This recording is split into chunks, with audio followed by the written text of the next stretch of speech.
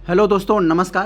तो दोस्तों, आज हम एआई के माध्यम से एक बहुत बड़े कंट्रोवर्शियल मुद्दे को समझने जा रहे हैं कि आखिर मोदी सरकार ने अचानक एकाएक जाति जनगणना कराने का फैसला कैसे ले लिया, क्यों लिया, किसके दबाव में लिया, मोदी जी का मूड अचानक क्यों बदल गया। जब वो जाति जनगणना के विरोध में पूरी पार्टी रहती थी तो अचानक इसका स्वागत वो क्यों करने लगे, जबकि देश इंतजार कर रहा था कि पहलगाम मुद्दे पर पाकिस्तान पर कुछ बड़ा होगा। तो आखिर मोदी जी ने ये जाति जनगणना किसके दबाव में लाया, क्यों लाया, एक एक बात को बिल्कुल प्रामाणिक तरीके से हम लोग समझेंगे। आप लोग वीडियो को अंत तक बने रहेंगे, क्योंकि हमारा जो वीडियो होता है, हमारा प्रयास होता है हम आपको कंट्रोवर्शियल मुद्दे को ज्ञानवर्धक तरीके से बताएं, वीडियो में अपने कुछ ज्ञान की बातें बताएं जिससे आपको कुछ लाभ हो। कोई चटकार बातें, मसालेदार बातें बताकर सिर्फ व्यू बटोरना हमारा ध्येय नहीं है। हमारा ध्येय यह है कि दोस्तों, कुछ अच्छी बातों के जरिए जो भी मुद्दे हैं उसको एक ज्ञानवर्धक तरीके से एक्सप्लेन किया जाए। तो चलिए हम लोग इस सवाल का एक छोटा सा इंट्रोडक्शन देखते हैं, उसके बाद एक एक पॉइंट को हम लोग समझते हैं, देखते हैं क्या है। मोदी सरकार द्वारा जातीय जनगणना कराने का फैसला अचानक प्रतीत हो सकता है, लेकिन यह विभिन्न राजनीतिक, सामाजिक और रणनीतिक दबावों का परिणाम है। इस फैसले के पीछे कई कारकों और हितधारकों का दबाव काम कर रहा है, जिन्हें निम्नलिखित बिंदुओं में समझा जा सकता है। पहला पॉइंट दिया है विपक्षी दलों का दबाव। कैसा दबाव? कांग्रेस और राहुल गांधी का यहाँ दिया है। कांग्रेस, विशेष रूप से राहुल गांधी ने 2024 के लोकसभा चुनाव से पहले और बाद में जातीय जनगणना को एक प्रमुख मुद्दा बनाया। राहुल गांधी ने इसे सामाजिक न्याय और संसाधनों के समान वितरण का आधार बताते हुए बार बार इसकी मांग की। कांग्रेस ने अपने शासित राज्यों जैसे कर्नाटक, तेलंगाना में जाति सर्वेक्षण शुरू किए, जिससे केंद्र पर नैतिक और राजनीतिक दबाव बढ़ा। यस, तो आरजेडी और अन्य क्षेत्रीय दलों का दबाव जो है कैसे काम किया। राष्ट्रीय जनता दल यानी आरजेडी के नेता तेजस्वी यादव और समाजवादी पार्टी के नेता अखिलेश यादव जैसे नेताओं ने भी जाति जनगणना की मांग को जोर शोर से उठाया। बिहार में नीतीश कुमार और तेजस्वी यादव की सरकार द्वारा कराए गए जाति सर्वे में केंद्र पर दबाव बनाया, क्योंकि इसने पिछड़ी और अति पिछड़ी जातियों की जनसंख्या और उनकी राजनीतिक हिस्सेदारी को उजागर किया। और यहाँ दूसरे पॉइंट में दिया है सहयोगी दलों का दबाव। एनडीए के जो सहयोगी दल हैं उनका दबाव कैसे काम किया दोस्तों। एनडीए के सहयोगी दल के रूप में राष्ट्रीय जनतांत्रिक गठबंधन यानी एनडीए के कुछ सहयोगी दलों जैसे जनता दल यूनाइटेड, लोक शक्ति जन पार्टी रामविलास यानी चिराग पासवान ने भी जाति जनगणना का समर्थन किया। बिहार में नीतीश कुमार और चिराग पासवान जैसे नेताओं ने इसे समावेशी नीतियों के लिए आवश्यक बताया। बहुत अच्छा। राजनीतिक मजबूरी। कैसी राजनीतिक मजबूरी है भाजपा की? बीजेपी को अपने सहयोगियों के समर्थन की आवश्यकता है, विशेष रूप से बिहार और उत्तर प्रदेश जैसे राज्यों में जहां जातिगत समीकरण महत्वपूर्ण है। सहयोगियों के दबाव ने बीजेपी को इस मुद्दे पर रुख बदलने के लिए मजबूर किया। बहुत अच्छा। आगे यहाँ पर देखते हैं हम लोग तीसरे पॉइंट में राष्ट्रीय स्वयंसेवक यानी आरएसएस का प्रभाव कैसा रहा इसमें, इसको हम लोग समझते हैं। आरएसएस जो बीजेपी का वैचारिक आधार है, इसने 2024 में जाति जनगणना के पक्ष में बयान दिया। आरएसएस के प्रचार प्रमुख सुनील आम्बेकर के बयान ने बीजेपी को इस मुद्दे पर स्पष्ट रुख अपनाने का रास्ता दिखाया।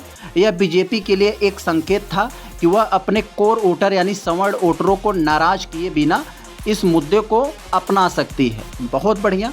आरएसएस का समर्थन इसलिए महत्वपूर्ण था क्योंकि बीजेपी को अपने हिंदुत्व की छवि और ओबीसी वोटरों के बीच संतुलन बनाना था। बहुत बढ़िया। चौथे पॉइंट में दोस्तों यहाँ पर दिया है राज्यों की जाति सर्वेक्षण और सामाजिक दबाव। कैसा है ये? बिहार और कर्नाटक का उदाहरण इसमें दे दिया। बिहार ने 2023 में कराया, कर्नाटक ने 2015 में, जैसे राज्यों ने अपने स्तर पर जाति सर्वेक्षण किए, जिससे यह स्पष्ट हुआ कि पिछड़ी और अति पिछड़ी जातियों की आबादी और उनकी सामाजिक आर्थिक स्थिति नीतिगत बदलाव की मांग करती है। इन सर्वेक्षण ने केंद्र पर दबाव बनाया कि वह राष्ट्रीय स्तर पर ऐसा कदम उठाए। सामाजिक जागरूकता। कैसे सामाजिक जागरूकता ने प्रेशर बनाया? ओबीसी, दलित और आदिवासी समुदायों में जाति जनगणना को लेकर जागरूकता बढ़ी। यह सामाजिक दबाव बीजेपी के लिए अनदेखा करना मुश्किल था, क्योंकि इन समुदायों का वोट बैंक महत्वपूर्ण है। बहुत बढ़िया। आगे देखते हैं पांचवें पॉइंट में लिया है दोस्तों चुनावी रणनीति और बिहार विधानसभा का चुनाव किस तरह से मजबूर किया। देखते हैं हम लोग बिहार का चुनाव 2025 में होने वाला है। 2025 के अंत में होने वाले बिहार विधानसभा चुनाव से पहले यह फैसला लिया। बिहार में जातिगत समीकरण राजनीति का आधार है और बीजेपी को ओबीसी और अन्य पिछड़े वर्गों के वोटरों को साधने की जरूरत थी। जाति जनगणना की घोषणा को एक मास्टर स्ट्रोक के रूप में देखा जा रहा है जो विपक्ष को इससे कमज़ोर कर सकता है। वोट बैंक की रणनीति, कैसी वोट बैंक की रणनीति कर रही है जाति जनगणना? बीजेपी ने पिछले कुछ वर्षों में ओबीसी वोटरों का समर्थन बढ़ाया है। खासकर 2019 में 44% तक ओबीसी ने वोट दिया भाजपा को।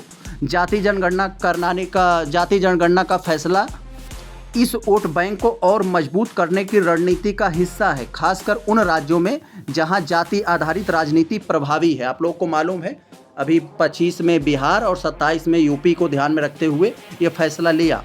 आगे देखते हैं जो सबसे बड़ा मुद्दा यहाँ पर, जो सबसे बड़ा कारण बताया जा रहा है, विपक्ष से मुद्दा छीनने की रणनीति। कैसे भाजपा ने विपक्ष से मुद्दा छीनने का प्रयास किया?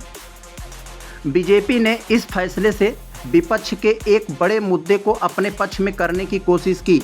कांग्रेस और अन्य विपक्षी दल इस मुद्दे को सामाजिक न्याय के लिए इस्तेमाल कर रहे थे, लेकिन अब बीजेपी इसे अपनी उपलब्धि के रूप में पेश कर सकती है।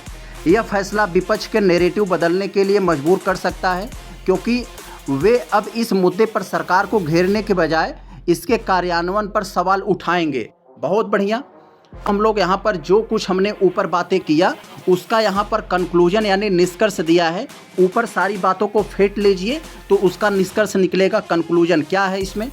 मोदी सरकार ने जाति जनगणना कराने का फैसला विपक्ष, खासकर कांग्रेस, आरजेडी और सपा, एनडीए के सहयोगी दलों, आरएसएस के समर्थन और राज्यों के जाति सर्वेक्षण से उत्पन्न सामाजिक राजनीतिक दबाव के कारण लिया। इसके अलावा बिहार विधानसभा चुनाव और ओबीसी वोट बैंक को साधने की रणनीति ने इस फैसलों को और तेज किया। यह कदम बीजेपी के लिए एक जोखिम भरा है, लेकिन रणनीतिक दांव है जिसके उद्देश्य विपक्ष के मुद्दे को कमज़ोर करना और अपने वोट बैंक को मजबूत करना है। हालांकि इस फैसले की सफलता इस बात पर निर्भर करेगी कि सरकार इसे कितनी पारदर्शिता और गंभीरता से लागू करती है और क्या यह सामाजिक न्याय के लक्ष्य को प्राप्त कर पाता है या केवल एक राजनीतिक हथियार बनकर रह जाता है। यस दोस्तों, ये बहुत बड़ा अभी चैलेंज है सरकार के सामने कि सरकार इसे पारदर्शी तरीके से करवाएगी कि नहीं करवाएगी, कितना सामाजिक न्याय में इसे भागीदारी मिलेगा, इन सबको देखना है। तो चलिए हम लोग मिलते हैं किसी नेक्स्ट मुद्दे के साथ। तब तक के लिए नमस्कार।